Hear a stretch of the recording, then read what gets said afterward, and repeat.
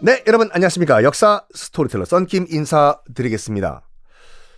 자, 영국인들이 이제 꾸역꾸역 케이프타운 쪽으로 들어오니까 이제 그 아프리칸스 네덜란드계 주민들이죠. 이제 더럽다, 치사하다 그러면서 안쪽으로 들어가요. 내륙 쪽으로 들어가가지고 두 개의 나라를 만듭니다. 트란스발, 욕 아니에요. 트란스발과 오렌지라는 두 나라를 만듭니다. 네덜란드계 주민이 만든 두 나라예요. 그거 근데 오렌지 얘기 나온 김에 네덜란드 축구를 오렌지 군단이라고 하지 않습니까? 그거 이상하게 생각한 적 없어요? 저는 이런 게 항상 궁금하거든요. 그래서 다 찾아봐요. 그러다 보니까 별의별 이상한 지식을 다 얻게 됐는데 네덜란드는 추워가지고 오렌지 씹는 순간 다 죽어요. 안 그래요? 오렌지는 캘리포니아가 아몬드구나. 오렌지는 선키스트 캘리포니아 오렌지요. 오렌지는 적어도 아열대 지방에서 나요. 근데 왜 뜬금없이 네덜란드가 오렌지인가? 자, 그 비밀을 공개하겠습니다. 그리고 지금도 아프리카에서 네덜란드계 주민이 만든 나라도 오렌지란 나라잖아요.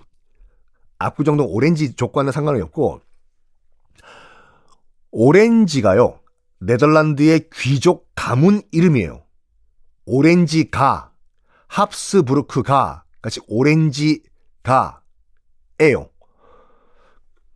그 오렌지가의 상징, 깃발, 색상이 우리가 알고 있는 오렌지 컬러예요.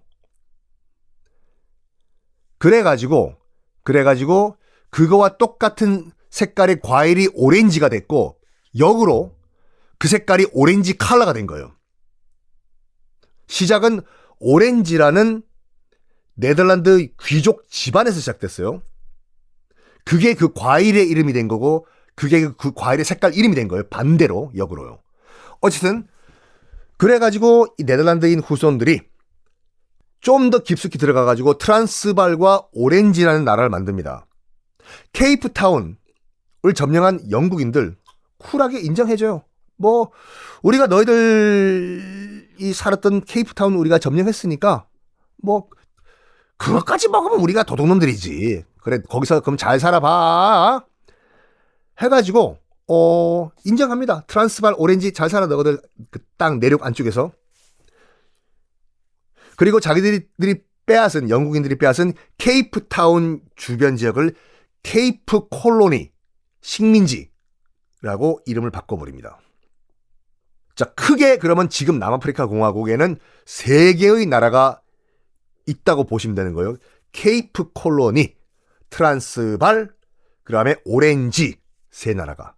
이제 슬슬 감이 잡히실 겁니다. 왜 남아프리카 공화국엔 수도가 세 개인지. 맞습니다. 그때 이 세 나라가 연방국을 이루고 서로 치고받고 싸우다가 그냥 한쪽이 완전히 다른 한쪽을 점령을 못하니까 요 애매한 상태의 느슨한 연방국이 끝까지 간 거예요. 그래서 그 전통이 남아있어가지고 이 트란스발 오렌지 케이프 콜로니 세 나라의 수도가 지금도 남아공의 수도로 각자 유지가 되고 있는 겁니다. 그런데 말입니다. 1860년대, 1870년대에 어마어마한 사건이 하나 터져요. 어떤 사건이냐? 오렌지 국에서 세계 최대의 다이아몬드 광산이 발견돼요. 영국인들이 야 축하해. 너희들 뭐 안쪽에 들어갔더니 대박 터졌네. 아유 다이아몬드 잘 팔아. 했을까요? 아니죠. 영국이 어떤 나라입니까? 뭐야 저기 네덜란드인들 후에 아프리칸스들이 살고 있는 오렌지 나라 앨리스라는 노래 아십니까? 오렌지 월 앨리스. 그 당시 압구정동 청담동에서 영업했던 모든 카페들 이름이 마지막 후렴 부분에 나와요. 한번 검색해서 들어보시기 바랍니다. 어이간 먹자 우리가. 그리고 옆에 있는 트란스발에서는 금광이 발견됐네. 이거 더 이상 가만 놔둘 수가 없네, 얘네들. 야, 그거 우리 영국에 넘겨. 하면 당연히 아프리칸스들은 그래, 너희들 가져가세요. 할까? 아니죠. 웃기고 앉아있네. 가 그냥 떨어져. 그래? 안 되겠다, 야. 한판 붙어보자! 해서 1899년에 영국인들과 아프리칸스들과 보어인이죠. 보어인이요. 전쟁을 벌이기 시작합니다. 이게 우리가 역사 시간에 배웠던 보어 전쟁이에요. 1899년부터 1903년까지 벌어진 보어 전쟁이 보어? 주어, 목적어, 동사 놓고 싸우는 전쟁인가? 아니요. 영국인들과 네덜란드계 아프리칸스, 즉 보어인들과 싸운 전쟁이라고 해서 보어 전쟁인데 정말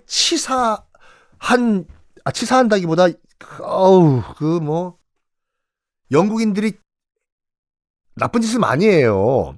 일단 그러니까 무기는 솔직히 말해가지고 보어인들이 더 좋았어요. 왜냐면 영국이 아프리카에서 세력을 확장하는 걸 꼴보기 싫었던 독일과 프랑스가 어마어마하게 보어인들한테 무기를 팔았거든요. 신식 무기를요. 그러니까 무기는 보어인들이 좋았는데 머릿수와 훈련은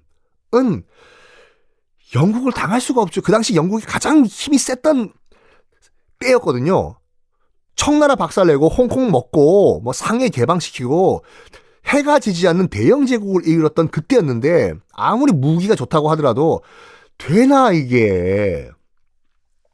일단 영국인들이 뭘 하냐면요. 이 보어인들, 아프리칸스들이 살고 있는 집들을 다 불태워버립니다. 야, 너 전투 그만둬. 안 그러면 너희 부인과 아들 살고 있는 집 다 불질러버린다. 나와! 나 나갈 수가 없다. 끝까지 버티겠다. 그래? 네 집 어떻게 불타는가 꼭 다 네 눈으로 봐. 불질러! 불을 질러버려. 그러면 집 없는 주민들이 난민들이 생기지 않습니까? 그 난민들이 너무 많아진 거예요. 그래가지고 뭘 만드냐? 맞습니다. 인류 역사상 처음으로 집단 난민 캠프란 걸 만들어요. 집단 수용소. 컨센트레이션 캠프를요. 여러분 그 히틀러가 집단 수용소를 처음 만들었다고 생각하시죠? 나쁜 거는 인류 역사상 영국이 제일 먼저 시작했어요. 생체 실험, 집단 수용소, 인종차별 등등등 싹 다 영국이 먼저 시작했어요. 히틀러가 아니라. 처음으로 집단 수용소라는 걸 남아공 땅에 만들어요. 영국이 컨센트레이션 캠프요. 그래가지고 아버지가 없는 와이프, 어린 자녀들을 싹 다 집단 수용소에 넣어버려. 보호인들 집단 수용소에요. 굉장히 상황이 컨디션이 안 좋았어요. 그러니까 영국 내부에서도 비판의 목소리가 나오고 이거 너무한 거 아니냐고. 지금 애들이 죽는다고 하니까 위생 상태가 안 좋아가지고. 그 당시 국제 여론이 뭐가 있었겠습니까? 유럽에서 여론이 상당히 안 좋아집니다. 영국 제일 신사의 나라, 영국 신사의 나라 아니에요, 여러분들. 영국 정부가 당황해요. 당시 체인벌린이라고 영국 식민지 장관이 얘기합니다. 국제 여론이 너무 안 좋아지니까 그 컨디션 개선하라고. 야, 남아공에 있는 영국군 지금 보호인들, 아프리칸스인들 살고 있는 집단 수용소 화장실도 바꾸고 먹을 것도 많이 주고 해요. 먹을 것도 얘기 나온 김에 진짜로 아버지가 아직까지 싸우고 있죠. 그럼 밥을 끊어버려요. 와이프랑 자녀들은요. 무려 9만 명에 달하는 부녀자들, 특히 어린 아이들이 영양실조로 사망했다고 해요. 집단 수용소 내에서요. 먹을 게 없어가지고. 단지 니네 아빠가 지금 우리 영국군과 싸우고 있다는 이유 때문에 빵을 끊어버린 거예요. 이게 아휴 참네. 집단 수용소의 시작이었어요. 그게요. 컨센트레이션 캠프여가요. 남아공에서요. 그래도 보호군 게릴라, 정규군이 아니기 때문에 게릴라죠. 보호군 게릴라는 끝까지 영국과 맞서 싸웁니다. 맞서 싸워요. 자, 보호인들도 잘했다는 게 아니에요, 지금요. 그 뒤엔 더 심각한 일들을 해요. 네덜란드계 주민들이요. 자, 1903년도에 보호 전쟁은 끝나요. 느낀 거예요. 이거 끝나는 전쟁이 아니다. 영국군도 야, 저거 진짜 끈질기다. 쟤네들. 보호인들도 아무리 그래도 그렇지 세계 최강의 대영 제국 군대잖아요. 둘이 이해관계가 딱 맞아떨어진 거예요. 이쯤에서 끝내자. 이쯤에서 그냥 총 놓자. 해가지고 그냥 우리 세 나라가 느슨한 연방으로 그냥 같이 공존하자 하면서 이른바 남아프리카 연방이라는 나라가 만들어집니다. 남아프리카 공화국 아니에요, 아직까지는요. 남아프리카 연방이라고 해서 트란스발, 오렌지, 케이프 콜로니 이렇게 세 지역이 하나로 뭉칩니다. 그게 우리가 알고 있는 남아프리카 공화국의 시작이거든요. 그러면서 남아프리카 연방이 영연방에 가입을 합니다. 그래도 영국이 뭐 대영 제국이니까. 그런데요, 슬슬 이제 영국 측 주민들과 네덜란드계 주민이 약간 금이 가는 일이 시작을 됐어요. 보호인들 입장에서 봤을 때는 봐봐요. 지금 영국인들은 믿는 백이 있지 않습니까? 세계 최강 국가 영국이 지금 딱 버티고 있고 한데 자기는 네덜란드는 벌써 일단 삐리삐리가 됐고 지금 저희는 각자 도생을 해야 돼요 지금. 네덜란드계 아프리칸스 보호인들은요. 근데 당시 상황을 보면 인구 구성이 흑인 80%에 백인 10%, 나머지는 아시아, 인도계 등등등 1대 8이에요 지금. 보호인들이 봤을 때는 생명의 위협을 느낀 거예요. 트란스발과 오렌지 지역에 살고 있던 네덜란드계 주민들은요. 그래서 뭘 추진하냐면 철저한 흑인 탄압에 들어갑니다. 자기 살자고. 그때부터 아파르트헤이트라고 해가지고 정말 인류 최악의 정책 중에 하나거든요. 아파르트헤이트가 아프리칸스어, 자기네 나라 말로 분리, 서로 따로 떨어뜨리는 분리, 격리라는 뜻이거든요. 아파르트헤이트요. 백인과 흑인은 절대로 섞일 수가 없다. 너희들 흑인들은 우리 보호인들 아프리칸스 밑에 무릎 꿇고 절대로 넘보지 마라 라고 하면서 철저한 흑인 탄압 정책을 그때부터 네덜란드계 주민들이 실시를 합니다. 요게 이제 영국과 마찰을 시작하게 돼요. 영국은 이미 이제 노예 제도를 불법화를 한 상태였거든요. 근데 지금 네덜란드계 주민들은 철저한 흑백 차별 정책을 펼치고 흑인들을 아직까지 노예로 쓰고 있지 않습니까? 얘기를 합니다. 야, 너희들 흑백 차별 정책 정도는 뭐 이해하겠지만 어떻게 흑인을 노예로 쓰냐? 같은 사람을. 야, 노예 쓰지 마. 니들이 뭔데? 프리미어 축구나 잘한다고 해서 뭐 우리한테 이래라 저래라. 결과적으로 말씀드리면은 이것 때문에 영연방에서 쫓아내버려요. 쫓아내는 게 아니라 아예 남아프리카 공화국이 스스로 탈퇴해버립니다. 영국이 계속 간섭하니까 너희들 나중에 가서는 흑백 차별 정책 하지 말라고. 어느 정도였냐면요. 그 홈랜드 정책이라고 해가지고 아예 독립국을 만들어줘요. 남아공 내부에 독립국 땅을 떼줘. 흑인들은 그 안에 들어가 살라 이거예요. 나오지 마. 에요. 독립시켜준 거 아니에요. 남아공 안에 땅 하나 떼어준 다음에 내륙 지역에 흑인들은 다 글로 들어가가지고 나오지 말라고요. 너희들끼리 독립국 만든 다음에 백인의 남아공으로 나오려면 여권 만들고 비자 받고 나와. 들여보내주지도 않아요. 흑인 지역에서 나온 흑인은 백인 지역에 들어갔죠. 참 어이가 없어가지고 실제로 법이 그랬어요. 흑인들은 다 고개 숙이고 다녀야 돼요. 하늘 보면 안 돼요. 그리고 백인 보고 웃으면 안 돼요. 그리고 만약에 흑인과 백인이 데이트를 한다든지 성관계를 하죠. 원칙적으로는 둘 다 징역살이를 해야 돼요. 근데 백인 측은 봐줘요. 그리고 백인은 범죄를 저지른 흑인을 현장에서 처벌, 죽일 수 있다라는 규정도 있었어요. 수많은 흑인들이 죽습니다. 너 나 째려봤지? 너 나 소매치기 하려고 했지? 죽어! 팡! 이런 식으로요. 네덜란드계 주민들의 논리는 이거예요. 그 당시엔요. 우리도 살아야 되니까 우리는 1이고 저쪽은 8 아니냐? 1대 8. 우리가 강하게 나가야지 살 수가 있다. 이거였어요. 근데 당시에 무슨 DNA 테스트도 있는 건 아니고 일단 혼혈도 있었겠지요. 흑인인지 아닌지 테스트를 어떻게 했는지 아십니까? 실제로 연필 갖고 오라고 해서 연필을 머리에 꽂아봤어요. 탁 던져가지고. 꽂히면 흑인이에요. 머리가 꼬불꼬불해가지고 스르륵 흘러내리면 백인이에요. 이게 말도 안... 이런 식으로 상황이 이렇다 보니까 남아프리카 연방도 아예 영연방에서 탈퇴를 해요. 자꾸 영국이 시비 거니까 하지 말라고 무슨 연필을 던져가지고 머리 꽂아가지고 흑인을 하냐. 남아프리카 연방이 이제 거기에 내려와 있던 영국인들도 슬슬 동화가 된 거예요. 이제 보어인들의 알고 보니까 뭐 나쁜 정책 아니네. 흑백 차별 정책하니까 잘 살고 좋네. 노예제도 부리니까 괜찮네. 해가지고 아예 남아프리카 연방이 영연방에서 탈퇴하고 공화국이 됩니다. 그게 우리가 알고 있는 남아프리카 공화국, 남아공이에요.